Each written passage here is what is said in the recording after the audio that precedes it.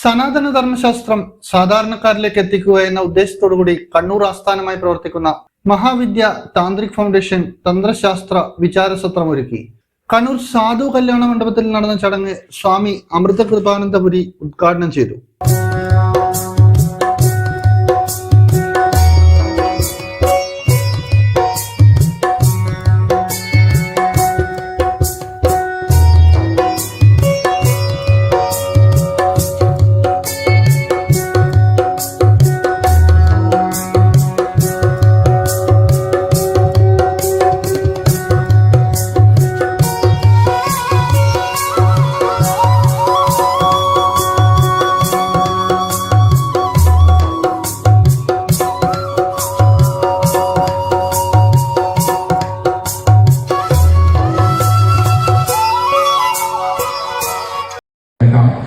തന്ത്രവിദ്യയിലേക്ക് താന്ത്രികാചാര്യന്മാരും ജ്യോതിഷികളും അതുപോലെ സാമുദായിക നേതാക്കന്മാരും സാംസ്കാരിക നേതാക്കന്മാരും അവരൊക്കെ കൂടിയിട്ട് ഈ ഒരു വിഷയത്തെക്കുറിച്ചിട്ട് ചർച്ചകൾ നടക്കുന്നത്. നേതൃസമ്മേളനം 10 മണിക്ക് ജവഹർ ഓഡിറ്റോറിയം വെച്ച് നടക്കുന്നു.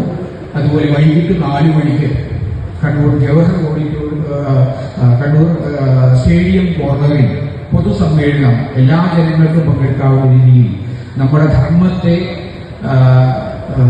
ധർമ്മത്തെ ഓർമ്മിപ്പിക്കുന്ന രീതിയിലുള്ള ആചാര്യന്മാരുടെ പ്രഭാഷണങ്ങളും ഒക്കെ ഉണ്ടായിരിക്കും.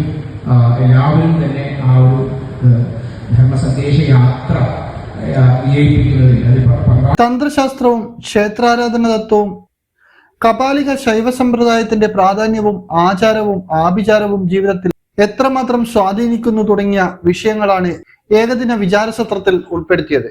ചെയർമാൻ ഡോക്ടർ അരുൺ നാരായണൻ അധ്യക്ഷത വഹിച്ചു. മന്ത്രസാധന നിത്യജീവിതത്തിൽ എന്ന വിഷയത്തെക്കുറിച്ച് സ്വാമി നിത്യാനന്ദ സരസ്വതി ക്ലാസ് എടുത്തു. ഗുരുവിന്റെ ശബ്ദാനുഗ്രഹം സിദ്ധിയിലേക്കൊക്കെ പോകണമെങ്കിൽ നേരം മറിച്ചൊരു നേരം പോക്കിനെ അല്ലെങ്കിൽ ഒരു മനസമാധാനത്തിനെ ആണെങ്കിൽ ഇന്ന് ചെയ്യുന്ന പോലെ സഹസ്രനാമം തന്നെ ജപിച്ചിരുന്നാൽ മതി. പക്ഷെ അത് സിദ്ധിയുടെ തലത്തിലേക്ക് എത്തിക്കണമെങ്കിൽ എന്താണ്? ഗുരുപദേശം വേണം. അതിനുള്ള അവസരവും നമ്മുടെ ഈ വേദിയിലെ സംഘാടകർ ഒരുക്കിയിട്ടുണ്ട്. കുറച്ചു പേരൊക്കെ അതിന് ബന്ധപ്പെട്ടിട്ടുണ്ട്, പറഞ്ഞിട്ടുണ്ട്. ആവശ്യമുള്ളവരൊക്കെ അറിയിപ്പിച്ചാൽ അവരതിനുള്ള അവസരം നിങ്ങളോട് വ്യക്തിപരമായിട്ട് നിർദ്ദേശിക്കും. അപ്പൊ അത് അനുസരിച്ചിട്ട് ആ കാര്യങ്ങളൊക്കെ ഉൾക്കൊള്ളുക എന്ന് മാത്രമാണ് ഈ സന്ദർഭത്തിൽ പറയുന്നത്. ക്ഷേത്രാചാര രഹസ്യത്തെക്കുറിച്ച് എടവലത്ത് പുടയൂർ ജയനാരായണൻ നമ്പൂതിരിയും ഭാരതീയ മാതൃസങ്കല്പം എന്ന വിഷയത്തിൽ വത്സൻ തില്ലങ്കരിയും ആചാരവും ആഭിചാരവും എന്ന വിഷയത്തിൽ വിദ്യാസാഗർ ഗുരുമൂർത്തി, കാവിൽ മഠം ഭവദാസ് കാശി തുടങ്ങിയവർ ക്ലാസ് എടുത്തു.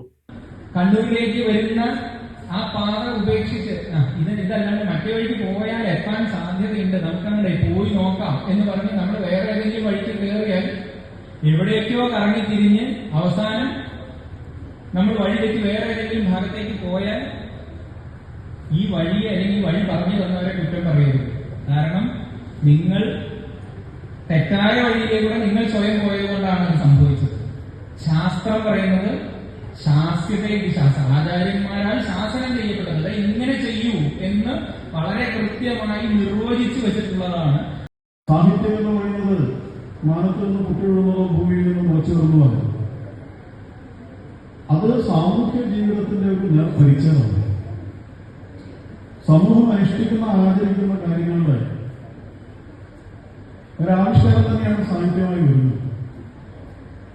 അങ്ങനെ വരുമ്പോൾ നമ്മുടെ വേദത്തിൽ നിന്ന് ഞാൻ കുറച്ചും കൂടി നമ്മുടെ സാമൂഹ്യ പരിചയമുള്ള ഇതിഹാസത്തിലേക്ക് വന്നാൽ നമ്മൾ 2 ഇതിഹാസങ്ങളും രാമായണവും മഹാഭാരതവും അത് സൃഷ്ടിക്കപ്പെട്ടത് അതുവരെ ഇതിവൃത്തം സുഘടിതമാക്കപ്പെട്ടത് ഏകദേശം സമാനമായി സ്ത്രീത്വത്തിന്റെ സംരക്ഷണത്തിന് വേണ്ടിയാണ്, മാതൃത്വത്തിന്റെ സംരക്ഷണത്തിന് വേണ്ടി. 3 മണ്ഡലങ്ങളെ തകർക്കുകയും സൃഷ്ടിപരമായ കാര്യങ്ങളെല്ലാം ആ നാടിൽ നഷ്ടപ്പെടുകയും ആ നാട്ടിൽ ഉള്ള ആൾക്കാരുടെ സ്ഥിതിവിശേഷങ്ങൾക്ക് കേട് സംഭവിക്കുകയും അവരുടെ ജ്ഞാനം തകരുകയും ചെയ്യും. ഇത് ആരും സംഭവിച്ചാൽ അത് അതിന്റെ പ്രതിരൂപമായ പെണ്ടാണ്ടത്തിലുള്ള നഷ്ടപ്പെടൽ സംഭവിക്കും. അപ്പോൾ ദേവതാബലം കളയാൻ എന്ത് ചെയ്യുന്നത് കൃത്യമായ അറിഞ്ഞവർ ആരും നശിപ്പിച്ചു കഴിയുന്നു. ഇനി പിതൃബലം എന്താണ്? നമ്മളെല്ലാം തന്നെ സ്വസംസ്കാരത്തിന് ഉപയോഗിക്കുന്നത് നാടൻ മാവാണ്. നാടൻ മാവ് കത്തിക്കുമ്പോൾ ഉണ്ടാകുന്ന പുകയാണ് കൊച്ചു കുഞ്ഞിന് നമ്മൾ കുറുക്ക് കൊടുക്കുന്നത് പോലെ കൊച്ചു കുഞ്ഞിൻ്റെ പോഷകങ്ങൾ വളരെ ലളിതമാണെന്ന് അതിന് അവന് നമ്മൾ പൊറോട്ട അരച്ചു കൊടുക്കാറില്ല, ഷവർമ അരച്ചു കൊടുക്കാറില്ല, കുറുക്ക് തന്നെ കൊടുക്കാറ്. എന്തെല്ലാം ആധുനികത പറഞ്ഞാൽ നമ്മൾ കൊച്ചു കുഞ്ഞിന് അൽഫാമാണ് കൊടുക്കാറ്. CP പ്രജിൽ, അരുൺ കൈതപ്രം, ബിജു രമേശ്, മൻമോഹൻ, രാധാകൃഷ്ണൻ കെ, ദിനേശൻ തുടങ്ങിയവർ നേതൃത്വം നൽകി. ഇന്നറിയാൻ ന്യൂസ് കേരള, കണ്ണൂർ.